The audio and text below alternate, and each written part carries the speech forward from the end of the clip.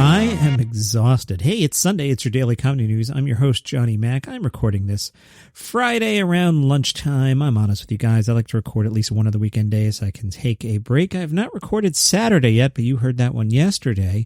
The reason I'm exhausted is because all that whole Jim Gaffigan stuff just happened, and I had to do a bonus episode and rip up Saturday's episode.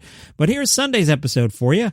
Trevor Noah spoke about the NBA players walking off the other night, and he said, that's right, in an unprecedented move, the NBA had to postpone its playoff games after the players went on strike, which, don't get it twisted, is a really big deal.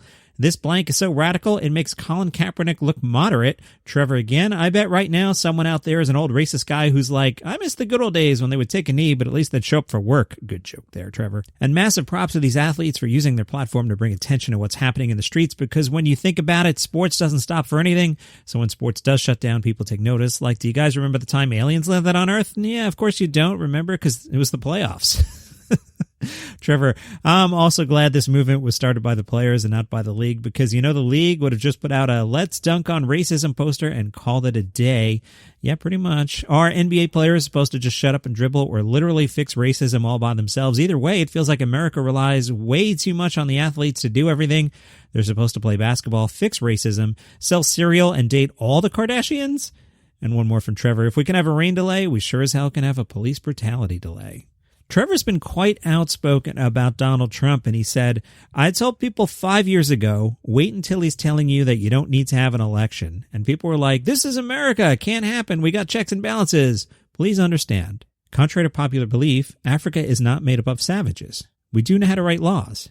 But what we have learned is the right leaders at the right times can step in and use those laws in a very dangerous manner. As for going back to the studio with The Daily Show, he says, I'm in no rush. That's in part because of concern for his crew and staff. This was an article in Variety. If I say we're going to go back to the studio, who's going to say no? I don't want to put them in a position where they feel like they have to say yes or they might be injured. He's also dismayed by what feels like a peculiar American urgency. I do not wish to make the same mistake America made, and that is rushing to go back to normal when nothing is normal. Trevor says he's quite comfortable doing the show these days. This comes from being a stand-up. The way I feel on stage is generally the way the audience is going to feel, because I'm imbuing them with that energy. I want you to feel like I feel, so I need to be in the most comfortable space where I feel the most intimate with the lens. The spot in his home that he chose is the little nook where I read books and I play PlayStation and Xbox. This is my Trevor area, so it's like, welcome to me, essentially. When he was hired, Comedy Central promoted the idea that Trevor would bring an international perspective to The Daily Show. That provided a convenient narrative for those wondering why they picked, a guy nobody knew. And it served Noah poorly, says Variety. Trevor says, I fell into the trap of listening to what people were saying about what a worldview is. When people said he's going to bring a global perspective, I thought that meant I had to tell people about what's going on in Kashmir and what's going on in Mogadishu. Then I realized, no, a global perspective is not talking about what's happening around the globe. It's being shaped by the idea that we live together on the globe. And then I realized that I can talk about Donald Trump and I can explain to you why this man is like so many African dictators we've seen. Alonzo Bowden spoke to St. Louis Public Radio. He said, for the first 4 months of the shutdown, everything was being done virtually or through Zoom meetings, and it's a really weird way to do comedy. Even when I can hear them laughing, it's not the same as a live connection. I tell people it's the difference between playing Grand Theft Auto, the video game, and actually stealing a car and running away. That's a good line. So what's the future of sitcoms on TV? Deadline had a really interesting opinion piece. The writer wrote, I hear that Sony TV, which is behind the ABC comedy series The Goldbergs, has informally notified networks it will not be selling broadcast comedies in the current financial model, while Lionsgate TV independently has been contemplating a similar decision and may not be an active half-hour seller in broadcast this coming cycle. One industry insider said downstream economics have changed drastically. In TV, networks pay a negotiated per-episode license fee to studios that produce the shows, and broadcast for the first 4 seasons, the license fee is significantly lower than the cost of producing a series.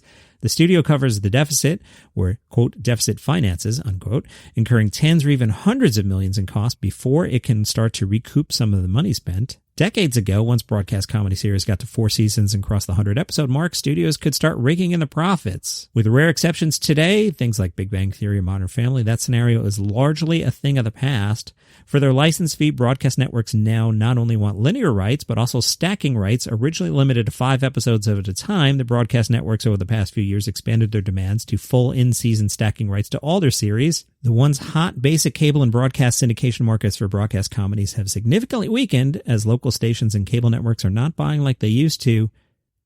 Meanwhile, with some exceptions, the international marketplace has not been very receptive to broadcast comedy. Pretty interesting. The fall TV lineup is going to look fascinating. I saw Star Trek Discovery, which is terrible Star Trek, is going to air on CBS proper after airing on All Access for a couple of years.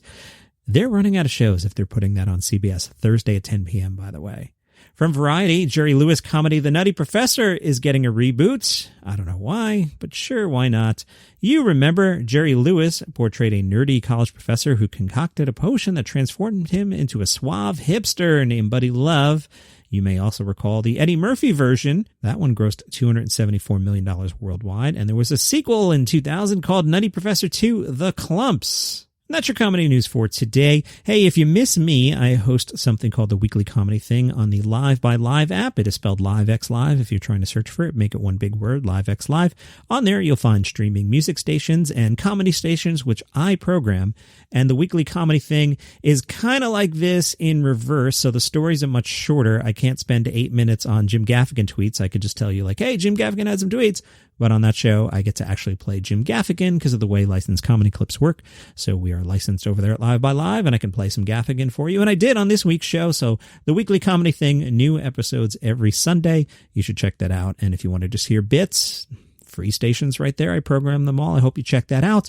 Thank you so much for listening. You can follow this podcast on Spotify, and you can subscribe to it, of course, on Apple Podcasts, Google Podcasts, or as they say, wherever you get your shows. I am still exhausted. Like I said, I'm recording this Friday, and this Gaffigan thing just happened, and wow. See you tomorrow.